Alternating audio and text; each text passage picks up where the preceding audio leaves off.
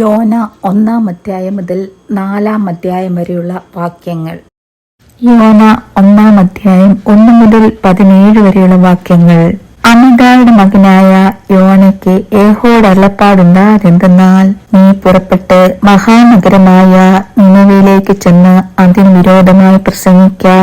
അവരുടെ ദുഷ്ടത എന്റെ സന്നിധിയിൽ എത്തിയിരിക്കുന്നു. എന്നാൽ യോന യഹോവയുടെ സന്നിധിയിൽ തരിസിലേക്ക് ഓടിപ്പോകേണ്ടതിന് പുറപ്പെട്ടു യാഫോവിലേക്ക് ചെന്നു.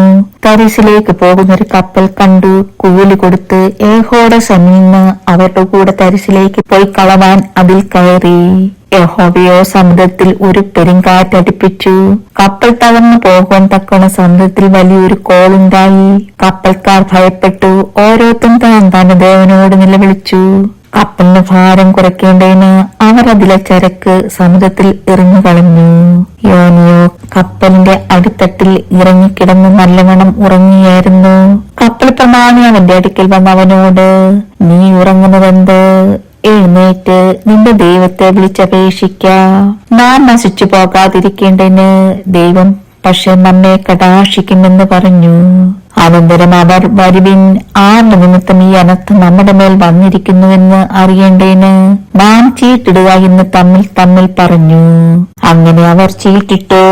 ചീട്ടുക എനിക്ക് വീണു. അവർ അവനോട്, ആരുടെ നിമിത്തം ഈ അനർത്ഥം നമ്മുടെ മേൽ വന്നു എന്ന് നീ പറഞ്ഞു തരണം. നിന്റെ തൊഴിലെന്ത്? നീ എവിടെ നിന്ന് വരുന്നു? നിന്റെ നാട് ഏത്? നീ ഏത് ജാതിക്കാരൻ എന്ന് ചോദിച്ചു. അതിനവൻ അവരോട്, ഞാനൊരു എബ്രായൻ, കടലും കരയും ഉണ്ടാക്കിയ സ്വർഗീയ ദൈവമായ യഹോവയെ ഞാൻ ഭജിച്ചു വരുന്നു എന്ന് പറഞ്ഞു.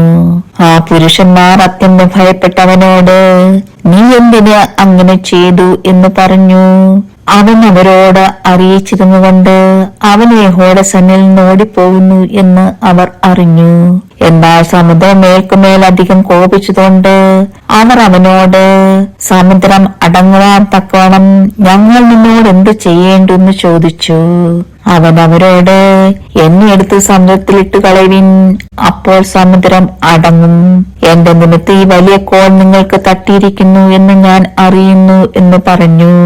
എന്നാൽ അവർ കരയ്ക്കടുക്കേണ്ടതിന് മുറുകെ തണ്ട് വലിച്ചു. എങ്കിലും സമുദ്രം കോപിച്ചു കോൾ പെരുകി വന്നുകൊണ്ട് അവർക്ക് സാധിച്ചില്ല. അവർ യഹോവയോട് നിലവിളിച്ചു, അയ്യോ യഹോവേ, ഈ മനുഷ്യന്റെ ജീവനിമിത്തം ഞങ്ങൾ നശിച്ചു പോകരുതേ. നിർദോഷ രക്തം ചൊരിച്ച കുറ്റം ഞങ്ങളുടെ മേൽ വരുത്തരുത്. യഹോവേ, നിനക്കിഷ്ടമായതുപോലെ നീ ചെയ്തിരിക്കുന്നുവല്ലോ എന്ന് പറഞ്ഞ് പിന്നെ അവർ യോനെ എടുത്ത് സമുദ്രത്തിലിട്ട് കളയുകയും സമുദ്രത്തിന്റെ കോപം അടങ്ങുകയും ചെയ്തു. അപ്പോൾ അവർ യഹോവയെ അത്യന്തം ഭയപ്പെട്ടു. യഹോവയ്ക്ക് കഴിച്ച നേർച്ചകളും നേർന്നു. യോനെ വിഴുങ്ങേണ്ടതിന് യഹോവ ഒരു മഹാമത്സ്യത്തെ കൽപ്പിച്ചാക്കിയിരുന്നു. അങ്ങനെ യോന 3 രാവും 3 പകലും മത്സ്യത്തിന്റെ വയറ്റിൽ കിടന്നു. ദൈവമേ, സ്തുതിനൊക്കെ യോഗ്യമാവുന്നു. ബാറിക്കുമോ. യോന 2-ാം അധ്യായം 1 മുതൽ 10 വരെയുള്ള വാക്യങ്ങൾ. യോന മത്സ്യത്തിന്റെ വയറ്റിൽ വെച്ച് തന്റെ ദൈവമായ യഹോവയോട് പ്രാർത്ഥിച്ചു പറഞ്ഞതെന്തെന്നാൽ, ഞാൻ എന്റെ കഷ്ടനിമിത്തം യഹോവയോട് നിലവിളിച്ചു, അവൻ എനിക്ക് ഉത്തരമരുളി. ഞാൻ പാതാളത്തിന്റെ വയറ്റിൽ നയ്യം വിളിച്ചു, നീ എന്റെ നിലവിളി കേട്ടു. നീ എന്നെ സമുദ്രമധ്യേ ആഴത്തിൽ ഇട്ടുകളഞ്ഞു. പ്രവാഹം എന്നെ ചുറ്റി, നിന്റെ ഓളങ്ങളും തിരകളുമെല്ലാം എന്റെ മീതെ കടന്നുപോയി. നിന്റെ ദൃഷ്ടിയിൽ നിന്ന് എനിക്ക് നീക്കം വന്നിരിക്കുന്നു. എങ്കിലും ഞാൻ എന്റെ വിസ്തമന്ദിരത്തിലേക്ക് നോക്കിക്കൊണ്ടിരിക്കും എന്ന് ഞാൻ പറഞ്ഞു. വെള്ളം പ്രാണനോളം എന്നെ വളഞ്ഞു. ആഴി എന്നെ ചുറ്റി, കടപ്പിൽ എന്റെ തലപ്പാവായിരുന്നു. ഞാൻ പർവ്വതങ്ങളുടെ അടിവാരങ്ങളോളം ഇറങ്ങി. ഭൂമി തന്റെ ഓടാമ്പലുകളാൽ എന്നെ സദാകാലത്തെ കടച്ചിരുന്നു. നീയോ എന്റെ ദൈവമായ യഹോവേ, എന്റെ പ്രാണനെ കുഴിന്ന് കയറ്റിയിരിക്കുന്നു. എന്റെ പ്രാണൻ എന്റെ ഉള്ളിൽ ക്ഷീണിച്ചു പോയപ്പോൾ ഞാൻ യഹോവയെ ഓർത്ത് എന്റെ പ്രാർത്ഥന നിന്റെ വിസ്തമന്ദിരത്തിൽ നിന്റെ അടുക്കൽ എത്തി. മിഥ്യാബിംബങ്ങളെ ഭജിക്കുന്നവർ തങ്ങളോട് ദയാലുവായവനെ ഉപേക്ഷിക്കുന്നു. ഞാനോ സ്വതന്ത്രത്തോടെ നിനക്ക് യാഗം അർപ്പിക്കും. നേർന്നിരിക്കുന്നത് ഞാൻ കഴിക്കും. രക്ഷ യഹോവയുടെ പക്കൽ നിന്ന് വരുന്നു. എന്നാൽ യഹോവ മത്സ്യത്തോട് കൽപ്പിച്ചിട്ട് അത് യോനെ കരയ്ക്ക് ഛർദ്ദിച്ചു കളഞ്ഞു. തേമേ, സ്തോത്രയ്ക്ക് യോഗ്യമാവുന്നു. മാറിക്കുമോ. യോന 3-ാം അധ്യായം 1 മുതൽ 10 വരെയുള്ള വാക്യങ്ങൾ. യഹോവയുടെ അരുളപ്പാട് 2-ാം പ്രാവശ്യം യോനയ്ക്കുണ്ടായത് എന്തെന്നാൽ, നീ പുറപ്പെട്ട് മഹാനഗരമായ നിനവയിലേക്ക് ചെന്ന് ഞാൻ നിന്നോട് അരുളിച്ചെയ്യുന്ന പ്രസംഗം അതിനോട് പ്രസംഗിക്ക. അങ്ങനെ യോന പുറപ്പെട്ടു യഹോവയുടെ കൽപ്പന പ്രകാരം നിനവയിലേക്ക് ചെന്നു. എന്നാൽ നിനവെ 3 ദിവസത്തെ വഴിയുള്ള അതിമഹത്തായ ഒരു നഗരമായിരുന്നു. യോന നഗരത്തിൽ കടന്ന് ആദ്യം 1 ദിവസത്തെ വഴി ചെന്നു. ഇനി 40 ദിവസം കഴിഞ്ഞാൽ നിനവെ ഉന്മൂലമാകും എന്ന് ഘോഷിച്ചു പറഞ്ഞു. എന്നാൽ നിനവേക്കാർ ദൈവത്തെ വിശ്വസിച്ച് ഒരു ഉപവാസം പരസ്യം ചെയ്ത് വലിയവരും ചെറിയവരും ഒരുപോലെ രട്ടുടുത്തു. വർത്തമാനം നിനവെ രാജാവിന്റെ അടുക്കിലെത്തിയാറേ അവൻ സിംഹാസനത്തിൽ എഴുന്നേറ്റ് രാജവസ്ത്രം നീക്കിവെച്ച് രട്ട് പുതച്ച് വെണ്ണീറിൽ ഇരുന്നു. അവൻ നിനവയിൽ എങ്ങും ഘോഷിപ്പിച്ചു പരസ്യമാക്കിയത് എന്തെന്നാൽ, രാജാവിന്റെയും അവന്റെ മഹത്തുകളുടെയും ആജ്ഞാവിത്, മനുഷ്യനോ മൃഗമോ കന്നുകാലിയോ ആടോ ഒന്നും ഒരു വസ്തുവും ആസ്വദിക്കരുതേ. മേക്കുകയും വെള്ളം കുടിക്കുകയും അരുത്. മനുഷ്യനും മൃഗവും രട്ടുപിഴച്ച് ഉച്ചത്തിൽ ദൈവത്തോട് വിളിച്ചപേക്ഷിക്കണം.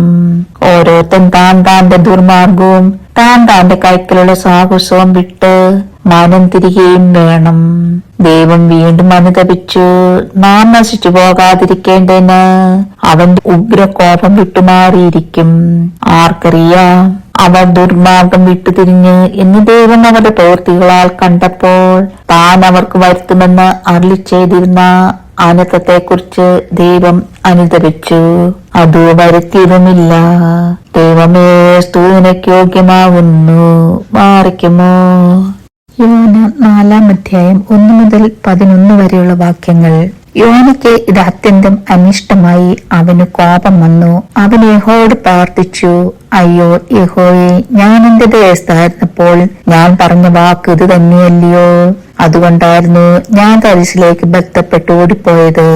നീ കൃപയും കരുണയും ദീർഘക്ഷമയും മഹാദയവുമുള്ള ദൈവമായി അനർത്ഥത്തെക്കുറിച്ച് അനുദപിക്കുന്നവൻ എന്ന് ഞാൻ അറിഞ്ഞു. ആകയാൽ യഹോവേ, എന്റെ പ്രാണനെ എടുത്തുകൊള്ളണമേ. ജീവിച്ചിരിക്കുന്നതിനേക്കാൾ മരിക്കുന്നത് എനിക്ക് നന്നെന്ന് പറഞ്ഞു. നീ കോപിക്കുന്നത് വിഹിതമോ എന്ന് യഹോവ ചോദിച്ചു. അനന്തരം യോന നഗരം വിട്ടു ചെന്ന് നഗരത്തിന്റെ കിഴക്ക് വശത്തിരുന്നു. അവിടെ ഒരു കുടിലുണ്ടാക്കി നഗരത്തിന് എന്ത് ഭവിക്കുമെന്ന് കാണുവോളം അതിൻ കീഴെ തണലിൽ പാർത്തു. യോനെ അവന്റെ സങ്കടത്തിന് വിടിയിപ്പണ്ടക്കണം. അവന്റെ തലയ്ക്ക് തണലായിരിക്കേണ്ടതിന് യഹോവയായ ദൈവം ഒരു ആവണയ്ക്ക് കൽപ്പിച്ചുണ്ടാക്കി. അതവന് മീതെ വളർന്നു പൊങ്ങി. യോന ആവണയ്ക്ക് നിമിത്തം അത്യന്തം സന്തോഷിച്ചു. പിറ്റേന്നാൾ പുലർന്നപ്പോൾ ദൈവം ഒരു പുഴുവിനെ കൽപ്പിച്ചാക്കി. അത് ആവണയ്ക്ക് കുത്തിക്കളഞ്ഞു. അത് വാടിപ്പോയി. സൂര്യൻ ഉദിച്ചപ്പോൾ ദൈവം അത്യുഷ്ണമുള്ള ഒരു കിഴക്കൻ കാറ്റ് കൽപ്പിച്ചു വരുത്തി. വെയിൽ യോനയുടെ തലയിൽ കൊള്ളുകയാൽ അവൻ ക്ഷീണിച്ചു മരിച്ചാൽ കൊള്ളാമെന്ന് ഇച്ഛിച്ചു. ജീവിച്ചിരിക്കുന്നതിനേക്കാൾ മരിക്കുന്നത് എനിക്ക് നന്നെന്ന് പറഞ്ഞു. ദൈവം യോനയോട്, നീ ആവണയ്ക്ക് നിമിത്തം കോപിക്കുന്നത് വിഹിതമോ എന്ന് ചോദിച്ചതിനവൻ, ഞാൻ മരണബന്ധം കോപിക്കുന്നത് വിഹിതം തന്നെ എന്ന് പറഞ്ഞു. അതിന് യഹോവ, നീ അധ്വാനിക്കുകയോ വളർത്തുകയോ ചെയ്യാതെ ഒരു രാത്രി ഉണ്ടായി വരികയും ഒരു രാത്രി നശിച്ചു പോവുകയും ചെയ്തിരിക്കുന്ന ആവണക്കിനെ കുറിച്ച് നിനക്ക് അയ്യോ പാപം തോന്നുന്നുവല്ലോ. എന്നാൽ വലം കൈയും ഇടം കൈയും തമ്മിൽ തിരിച്ചറിഞ്ഞുകൂടാത്ത 1,20,000 ചില്ലുവാനും മനുഷ്യരും അനേകം മൃഗങ്ങളുമുള്ള മഹാനഗരമായ നീനവയോട് എനിക്ക് അയ്യോ പാപം തോന്നരുതോ എന്ന് ചോദിച്ചു. ദൈവമേ സ്തോത്രയ്ക്ക് യോഗ്യമാവുന്നു. മാറിക്കുമോ.